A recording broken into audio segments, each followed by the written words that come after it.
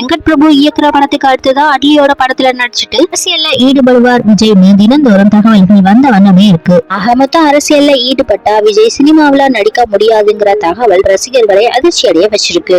இடையில விஜய் வெங்கட் பிரபு படத்துக்கு அப்புறமா மக்களுக்காக நாம் செய்ய வேண்டும், அந்த திரைப்படம் அரசியல் கலந்து இருக்க வேண்டும்னு ஆசைப்படுறாராம். இதனால இனிமே அவர் நடிப்புல வெளிவர படங்கள் அனைத்துமே அரசியல் கலந்த படமாக தான் இருக்குமாம். இயக்குற படத்துல முழுசா அரசியல் பேச போறாராம் விஜய். இடையில இயக்குனர் சங்கருக்கும் விஜய் திடீர்னு அழைப்பு விடுத்திருக்காராம். அதற்காக நீங்கள் ஒரு அரசியல் சம்பந்தமான கதை ஒன்று ரெடி செய்ய வேண்டும், அது ஆக்ஷனோட இருக்க வேண்டும்னு சொல்லியிருக்காராம். அது புதுவிதமான கதையாக இருந்தாலும் சரி அல்லது நீங்கள் இயக்கிய முதல் படமாக இருந்தாலும் சரி எல்லாத்துக்கும் தயாராக இருக்குன்னு தெரிவிச்சிருக்காராம். இந்த படம் நான் அரசியல் கட்சி ஆரம்பிக்கும் சமயத்துல வெளியாக வேண்டும், அது உங்கள் படமாக தான் இருக்க வேண்டும்னு ஆசைப்படுறாராம் விஜய். பலமுறை சங்கர் விஜயோட முதல்வன் 2 படத்தை இணைந்து பண்ணலாம்னு ஆசைப்பட்டிருக்காரு. இது அப்ப நடக்கல, ஆனா இப்போ அதுக்கான வேலை தானாகவே நடந்திருக்கு. இருந்தாலும் சங்கர் இந்தியன் 2 படத்தை முடிச்சுட்டு வேல்பாரி படத்தை இயக்குற ஆசையில இருக்காராம். விஜய் இப்படி சொன்னதுமே உடனடியாக சரின்னு தெரிவிச்சிருக்காரு சங்கர். அப்ப சங்கர் விஜய் கிட்ட ஒரு ஸ்டோரியை சொல்லியிருக்காரு. இது என்ன மாதிரி கதைனா அரசியல் கலந்த த்ரில்லர் கதை. இதனால அந்த கதையை கேட்டதுமே ரொம்ப பிடிச்சு போயிட்டதுனால இந்த படத்தை சேர்ந்து பண்ணலாம்னு இந்த ஸ்பாட்லேயே விஜய் அவரோட முடிவையும் சொல்லியிருக்காரு. ராமவாட படத்தை எடுக்காம மிக விரைவிலேயே படத்தை முடிச்சிடணும்னு தெரிவிச்சிருக்காராம் விஜய். இதனால வேல்பாரிக்கு முன்னாடி இந்த மாதிரி ஒரு கதையை முடிச்சிடலாம்னு தயாராக இருக்காராம் சங்கர். முதல்வன் 2 இவர்கள் கூட்டணியில வெளிவந்தா கண்டிப்பா தமிழ் சினிமா அடுத்த கட்டத்திற்கு செல்லும் என்கிறதுல